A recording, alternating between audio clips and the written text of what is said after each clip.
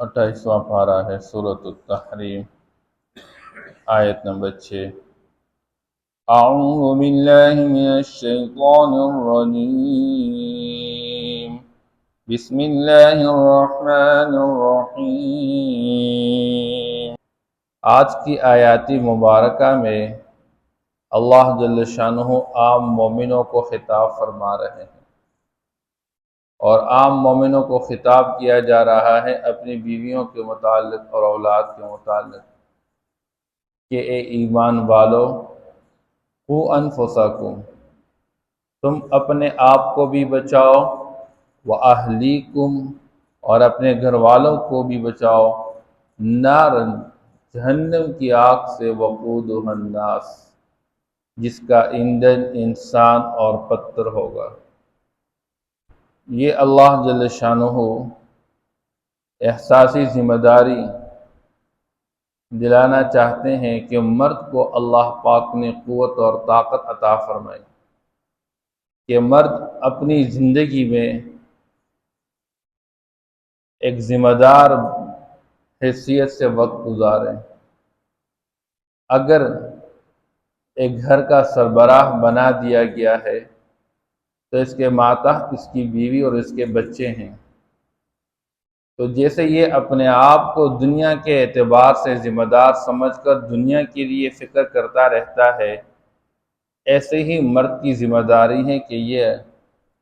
اپنی آخرت کی فکر کے ساتھ ساتھ اپنی بیوی اور بچوں کی آخرت کا فکر کر لے،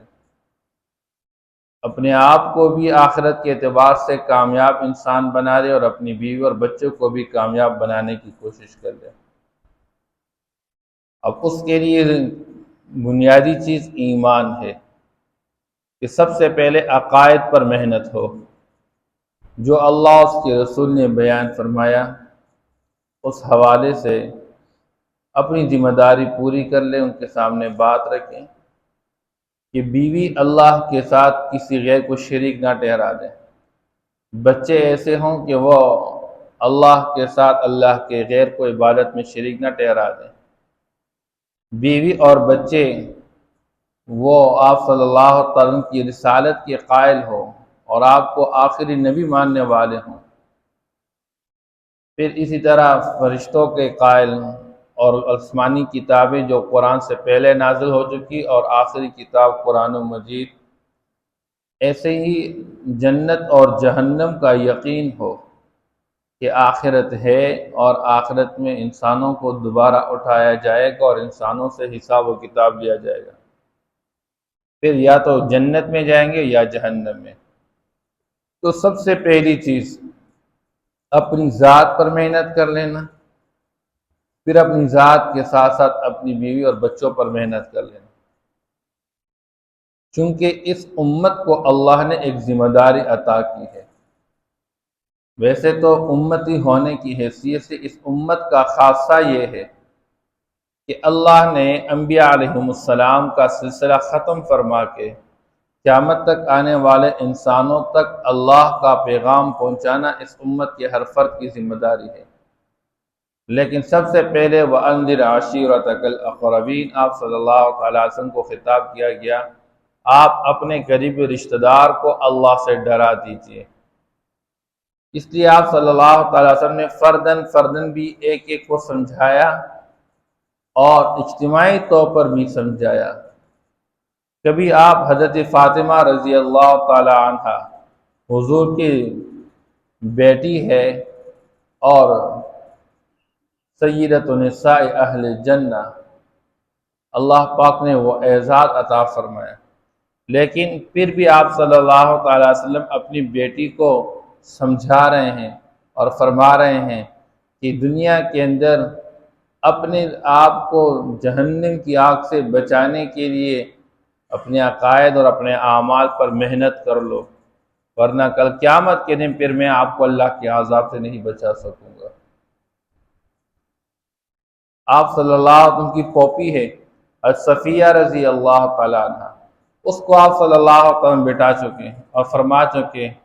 اے میری پھوپھی، دنیا کے اندر اپنے آپ کو جہنم کے عذاب سے بچانے کی محنت کر لینا، کل قیامت کے دن پھر میں آپ کو جہنم کی آگ سے نہیں بچا سکوں گا۔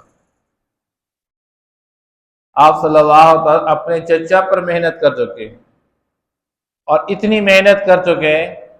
کہ آخر کار اتنا فرمائیں کہ میرے کان میں کہہ دے کہ لا الہ الا اللہ، تاکہ کل قیامت کے دن میں آپ کی شفاعت کر سکوں۔ اس لیے فرمایا جہنم کے اندر سب سے ہلکا عذاب اس شخص کو ہوگا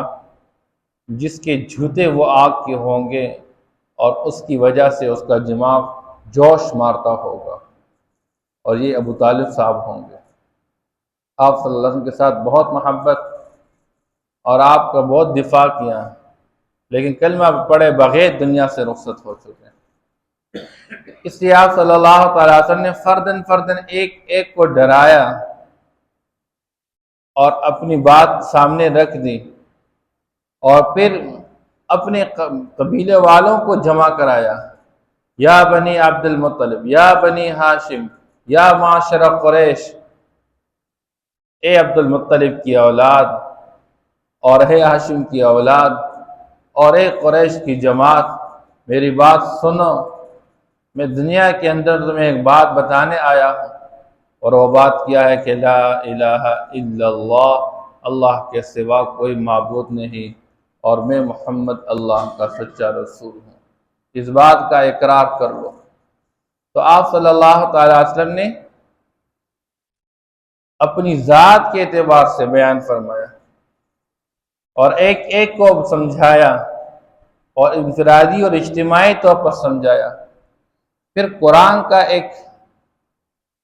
حکم ہے وَأْمُرْ أَهْلَكَ بِالصَّلَاةِ وَاصْطَبِرْ عَلَيْهَا، انسان کی ذمہ داری یہ ہے کہ اپنے عقائد کو ٹھیک رکھنے کے ساتھ ساتھ اپنی اولاد، اپنے گھر والے کے عقائد کو ٹھیک رکھیں، پھر اعمال پر محنت کرے، اور اعمال میں سب سے بڑھ کر عمل وہ نماز ہے۔ اسے قرآن کہتا ہے اپنے اہل و عیال کو نماز کا حکم دے اور خود بھی اس کا پابند بنیے۔ اب بندہ خود پابندی کرے گا تو اہل و عیال کو پابند بنا سکے گا، اگر خود پابندی نہیں کرے گا تو اہل و عیال کو کہاں سے پابند بنائے گا؟ اس لیے آپ صلی اللہ تعالی علیہ وسلم نے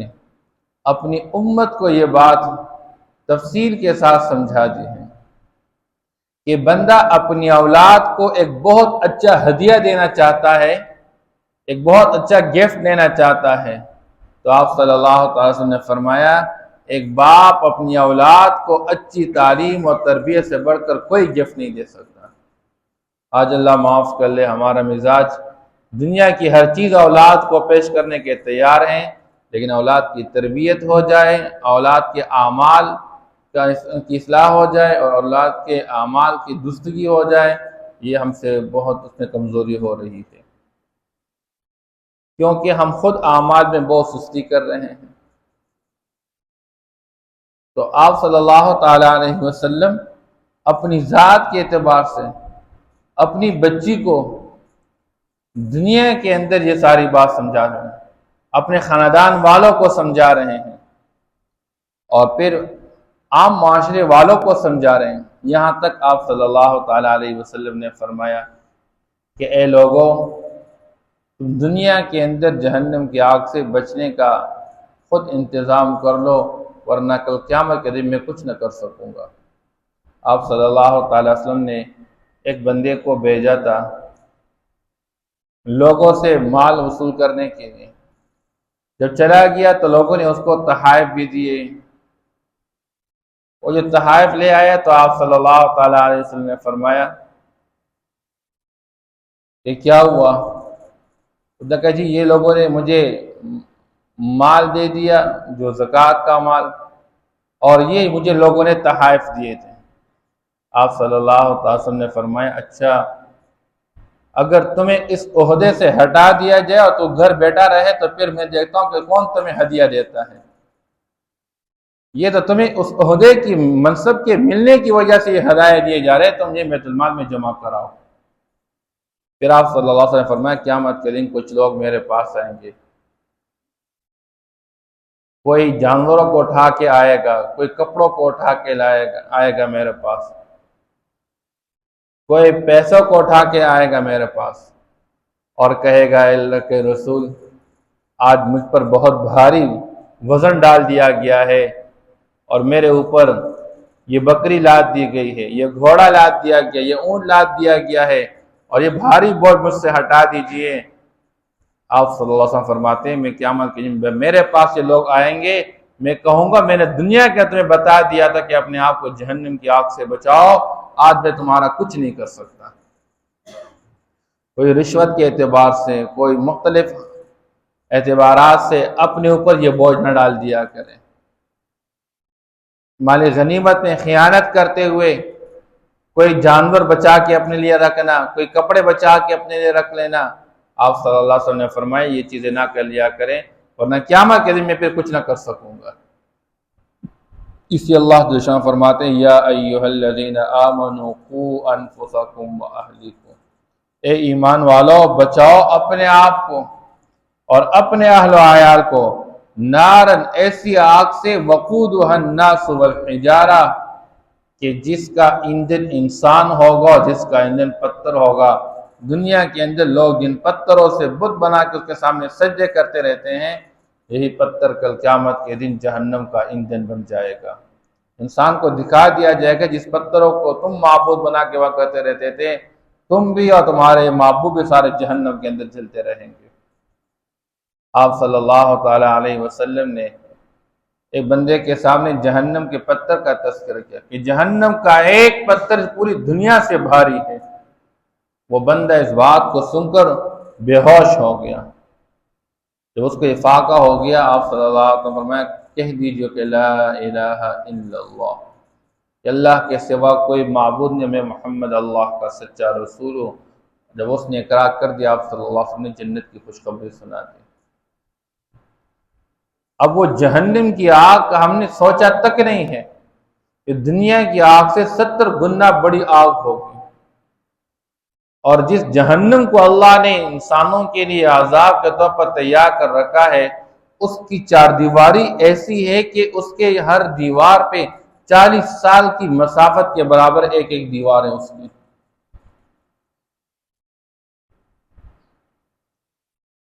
اور ایک ایک جہنمی جب جہنم کے اندر ڈال دیے جائیں گے تو جہنمی کا جو چمڑا صرف ہوگا، بدن کا چمڑا، یہ 42 ہاتھ کے مطابق اس کی موٹائی ہوگی۔ اور ایک ایک جہنمی کا دانت، آپ صلی اللہ تعالی علیہ وسلم نے فرمایا اس کا جو صرف دانت ہوگا وہ احد پہاڑ کے برابر ہوگا۔ پھر آپ صلی اللہ علیہ وسلم نے فرمایا کہ جو جہنمی ہوگا اس کا جو ران ہے وہ بیضاء پہاڑ کے برابر ہوگا، اور دو شانوں کے درمیان جو فاصلہ ہوگا جہنمی کا،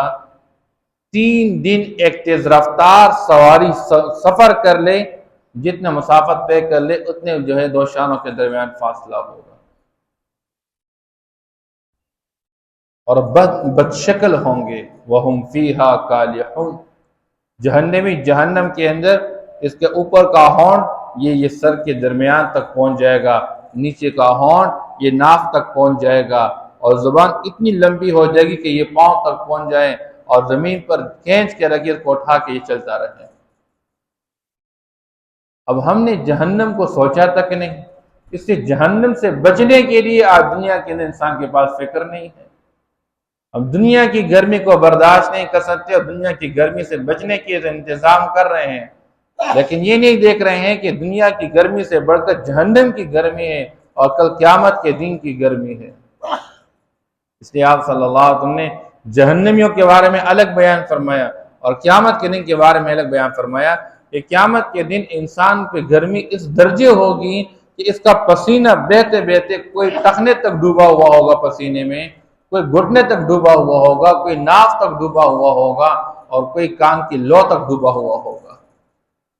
پھر جہنم کی آگ میں جو جہنمی ڈوبے ہوں گے تو کوئی اپنے ٹخنے تک ڈوبا ہوگا آگ کے اندر، کوئی گھٹنے تک، کوئی ناف تک، اور آپ صلی اللہ علیہ وسلم فرمائیں کہ کوئی کان کی لو تک۔ اور بعض لوگوں کو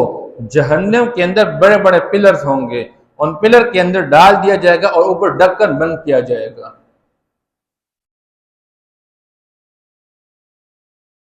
وما ادراک ملحطہ نار اللہ الموقع التي تطلع علی الافئدہ، انسانوں کے دلوں تک وہ آگ پہنچ کے دل کو اندر سے جلانے والی آگ. انہا علیہم مؤصدہ فی عمد ممدہ، لمبے لمبے ستون قرآن میں اللہ بیان فرما رہے ہیں. اب جہنم کے اندر جہنمیوں کا جو کپڑا ہوگا وہ تارکول کا ہوگا، لباس، جو آگ ہی آگ، آگ ہی آگ، اور اوپر کا چمڑا ایک مرتبہ جل کے اللہ دوسرا چمڑا چڑھائے گا، پھر وہ جلے گا، پھر وہ چڑھائے گا، چلتا رہے گا چلتا رہے گا.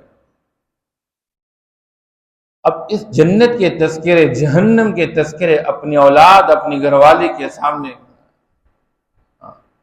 تاکہ جیسے ہم دنیا کی نعمتوں کو حاصل کرنے کا شوق رکھتے ہیں، ایسے ہی جنت کی مبارک نعمتوں کو حاصل کرنے کا شوق میرا، میری بیوی کا، میرے اولاد کا، اور دنیا کی مشقتوں اور تکلیفوں سے بچنے کا جو ہم سوچتے ہیں، تو ایسے ہی اپنے گھر والوں کو جہنم کی مشقت اور مصیبتوں والی زندگی کو بیان کرنا کہ گھر والی اور بچے بھی جہنم کی مشقت اور مصیبتوں کی زندگی سے اپنے آپ کو بچانے والے بن جائیں. اب میرے اعمال، میرے اخلاق، میرے کردار پر جو اثرات مرتب ہوتے ہیں وہ ماحول کے اعتبار سے ہوتے ہیں. تو اللہ جل شانہ فرماتے ہیں کہ جہنم کی آگ سے اپنے آپ کو بھی بچانے کی فکر کرو اور اپنے اہل و عیال کو بھی بچانے کی فکر کرو. علیہا ملائکۃ غلاظ شداد، اور اس جہنم پر ایسے فرشتے مقرر ہیں جو تندخو اور سخت ہے، جن کو کسی پر ترس نہیں آتا. کیوں؟ لا یعصون اللہ ما امرہم، کہ اللہ ان کو جو حکم کر لیتے ہیں وہ اللہ کے حکم کی نافرمانی نہیں کرتے ہیں. وَيَفْعَلُونَ مَا يُؤْمَرُونَ، اور وہ کر لیتے ہیں جو ان کو حکم کیا جاتا ہے. اب جہنمیوں کو جہنم کی طرف کھینچتے ہوئے اور جہنم کے اندر ڈالتے ہوئے ان کو ذرا برابر ترس نہیں آئے گا. جہنم کے داروغوں کو وہ کھینچ کے ڈالتے رہیں گے، اور پھر وہاں پر جہنمی چیخے چلائیں گے. اس لیے عبداللہ ابن عمر رضی اللہ تعالیٰ عنہ فرماتے ہیں کہ آپ صلی اللہ تعالیٰ وسلم نے ارشاد فرمایا کہ ہر بندے سے ان کے ماتحت کے بارے میں پوچھا جائے گا کہ تم نے دنیا کے اندر اپنی بیوی اور اپنے بچوں کو کیوں نہیں سمجھایا، اور اگر کوئی بندہ سمجھانے والا تھا لیکن بیوی بچے ماننے والے نہیں تھے تو پھر ان سے پوچھا جائے گا یہ تمہیں سمجھایا جا رہا تھا تم کیوں نہیں مانتے تھے. اس لیے آپ صلی اللہ علیہ وسلم نے ذمہ داری کا احساس دلانے کے لیے یہاں تک بیان فرمایا کلکم راعٍ وکلکم مسئول عن رعیتہ، تم میں سے ہر بندہ ذمہ دار اور نگہبان ہے اور ہر ایک سے اپنے ماتحت کے بارے میں پوچھا جائے گا. یہاں تک کہ ایک بیوی بھی گھر کے اندر ذمہ دار ہوتی ہے اپنے شوہر کے مال اور بچوں کے حوالے سے. کہ تم شوہر تمہارا کماتا رہتا تھا، وہ باہر چلتا رہتا تھا، وہ باہر کے امور سنبھالتا تھا، تم نے اس کے مال کو کس طریقے پہ خرچ کیا. پھر میاں بیوی دونوں کی اولاد کی تربیت کی ذمہ داری ہوگی. آپ صلی اللہ تعالیٰ علیہ وسلم نے قریش کی عورتوں کی تعریف بیان فرمائی، اور کس وجہ سے؟ دو وجہ سے. ایک کہ قریش کی عورتیں اپنی اولاد کی صحیح تربیت کرنے والی، اور دوسری چیز کہ وہ اپنے شوہر کے مال کی حفاظت کرنے والی اور اس کے ساتھ خیانت کرنے والی نہیں ہے. تو دنیا کے اندر ہر بندے ایک ذمہ دار ہونے کی حیثیت سے جب تک اولاد بالغ نہ ہو بندے کی ذمہ داری ہے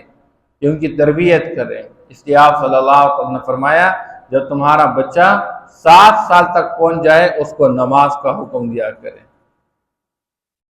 اور 10 سال تک پہنچ جائے نماز نہ پڑھے تو پھر آپ اس کو تنبیہ کر لیا کریں. آپ صلی اللہ علیہ وسلم نے فرمایا اپنے گھر کے اندر ایک کوڑا لٹکا کے رکھے تاکہ آپ کی اولاد وہ اس سے عبرت لیا کرے کہ اگر کہیں ہم اس طرح غلط کام کریں، نماز نہ پڑھے تو ہمیں تنبیہ کی جائے گی. اب آپ صلی اللہ علیہ وسلم نے اس طرح اب ہمارے بچپن میں اولاد ہوتی ہیں، اب چھوٹا بچہ ہوتا ہے اس کو تو پابند بنایا جاتا ہے، ساتھ لایا جاتا ہے، سب میں کھڑا کیا جاتا ہے. لیکن بچہ عمر کے اعتبار سے تھوڑا سا بڑھ جائے تو پھر اس کی نماز کی فکر ختم ہو جاتی ہے. اس لیے اللہ جل شانہ نے ہمیں ایک ذمہ دار بنا کے دنیا کے اندر ذمہ داری عطا کی ہے. اپنی ذمہ داری کو نبھانے کے لیے روز فکر مند ہونا اور اللہ سے مانگتے رہنا۔ ہم بعض اوقات غلط فہمی کا شکار ہو جاتے ہیں اور مایوسی کا شکار ہو جاتے ہیں۔ اللہ نے دعا کے اندر اثر رکھا ہے، اس لیے قرآن کہتا ہے کہ تم اللہ سے مانگ لیا کرو، هب لنا من ازواجنا وذریاتنا قرۃ اعین وجعلنا للمتقین اماما۔ اللہ ہماری بیویاں اور ہماری اولاد میں سے ہمیں وہ عطا کر جو ہمارے آنکھوں کی ٹھنڈک کا ذریعہ بن جائے۔ ہماری بیویوں کو یوں بنا دے، ہماری اولاد کو یوں بنا دے کہ ہماری آنکھوں کی ٹھنڈک کا ذریعہ بن جائے۔ وجعلنا للمتقین اماما، اور ہمیں نیکوکار لوگوں کا، متقی لوگوں کا پیشوا بنا دے، ہماری اولاد نیک اور صالح ہو۔ یا ایھا الذین کفروا لا تعتذروا اليوم، اے کفر کرنے والو آج کے دن تم بہانے مت بناؤ، معذرت مت کرو، عذر مت پیش کرو۔ تمہیں دنیا کے اندر موقع دیا گیا تھا، پیغمبر بھیج دیا گیا تھا، تمہیں کتاب بھیج دی گئی تھی، قرآن اللہ نے نازل فرمایا تھا، تمہیں ڈرانے والے آئے، سمجھانے والے آ کر سمجھا چکے تھے۔ اس لیے جہنم کے اندر جہنمیوں سے پوچھا جائے گا الم یأتکم نذیر، کیا تمہارے پاس کوئی ڈرانے والا نہیں آیا تھا؟ تمہیں کسی جہنم کی آگ سے ڈرایا نہیں تھا، آخرت کے عذابوں سے ڈرایا نہیں تھا؟ تو کہیں گے آئے تھے ہمارے پاس لوگ، قد جاءنا نذیر فکذبنا وقلنا ما نزل اللہ من شیء، ہم نے ان کو جھٹلایا تھا اور ہم نے کہا تھا کہ جی اللہ کی طرف سے کوئی ایسی بات نہیں ہے، کوئی موت کے بعد دوبارہ زندگی نہیں ہے، کوئی جنت جہنم نہیں ہے، ہم نے تم کو جھٹلایا تھا۔ ان انتم الا فی ضلال کبیر، وہ جو ہمیں صبح شام سمجھاتے رہتے تھے کہ جنت ہے، جہنم ہے، آخرت ہے، موت کے بعد ایک زندگی، اس کی تیاری کر لو، اللہ کی ملاقات ہے، وہ صبح شام ہم ان کو الٹا کہتے رہتے تھے کہ تم پرلے درجے کے گمراہی میں پڑے ہوئے ہو، تم پاگل لوگ ہو۔ وَقَالُوا لَوْ كُنَّا نَسْمَعُ أَوْ نَعْقِلُ مَا كُنَّا فِي أَصْحَابِ السَّعِيرِ، پھر بندہ پچھتاوے گا۔ یہ سورہ ملک ہے تبارک الذی کا پہلا پیج، اس کے اندر یہ بیان کیا جا رہا ہے کہ کاش ہم دنیا کے اندر مان لیتے ہوں گے، لو کننا نسمع، سن لیتے اور پھر سمجھ جاتے، اچھا ہوتا، ما کننا فی اصحاب السعیر، آج ہم جہنمی نہ ہوتے۔ اس لیے آج میں نے فجر کی نماز میں جو آیت مبارکہ پڑھی ہے، اللہ پاک بار بار سمجھا رہے ہیں کہ تمہاری طرف اللہ نے جو قرآن نازل کیا ہوا ہے اس کی اتباع کروں، پہلے اس سے کہ اللہ کا عذاب آ جائے تمہیں پتہ ہی نہ چلے، اور پھر بعد میں بندہ پچھتاوے اور کہہ دے لو ان لی کرۃ، کاش مجھے ایک مرتبہ دنیا کے اندر واپس لوٹا دیا جائے، میں بڑا نیکوکار بن جاؤں گا۔ اللہ فرمائیں گے نہیں، بلا قد جاءتک آیاتی فکذبت بها واستکبرت وکنت من الکافرین، میری آیتیں تمہارے پاس آئی تھی لیکن تم نے جھٹلایا اور تکبر کا مظاہرہ کیا ہوتا، بڑائی کا مظاہرہ کیا ہوتا، تو نے انکار کیا تھا۔ اس لیے اللہ جل شانہ فرماتے ہیں کہ دنیا کے اندر جو کافر ہیں یہ دنیا کے اندر اپنے چاہت کی زندگی میں مبتلا رہے اور آخرت کو بھول گئے، پیغمبر کی بات پہ لبیک نہ کہہ چکے، قرآن کی ہدایات کو سمجھ نہ چکے اور دنیا ہی کو اپنے مطلوب اور مقصود بنا چکے تھے، تو قیامت کے دن یہ کوئی معذرت نہ کر سکیں گے، اور اللہ فرمائیں گے آج کے دن میرے سامنے کوئی عذر پیش نہ کر، انما تجزون ما کنتم تعملون، آج کے دن تمہیں بدلہ دیا جائے گا تمہارے ان اعمال کا جو تم دنیا کے اندر کرتے رہتے تھے، جس کفر اور شرک اور جس فسق و فجور میں اور گمراہی میں تم مبتلا تھے اس کے مطابق تمہیں بدلہ دیا جائے گا۔ یا ایھا الذین آمنوا قوا انفسکم واہلیکم نارا، اے ایمان والو تم بچاؤ اپنے آپ کو اور اپنے اہل و عیال کو جہنم کی آگ سے، وقودھا الناس والحجارہ، ایسی آگ جس کا ایندھن انسان اور پتھر ہوگا، علیہا ملائکۃ غلاظ شداد، جس پر تنخو اور سخت فرشتے مقرر ہیں، لا یعصون اللہ ما امرہم، نافرمانی نہیں کرتے اللہ کی اس چیز میں جو اللہ ان کو حکم دے، وَيَفْعَلُونَ مَا يُؤْمَرُونَ، اور کر گزرتے ہیں جو ان کو حکم دیا جاتا ہے۔ یا ایھا الذین کفروا لا تعتذروا اليوم، اے کافرو، اے کفر کرنے والو، آج کے دن تم کوئی عذر پیش مت کرو۔ انما تجزون ما کنتم تعملون، یقیناً تمہیں بدلہ دیا جائے گا ان اعمال کا جو تم دنیا کے اندر کرتے رہتے تھے۔ صدق اللہ العظیم۔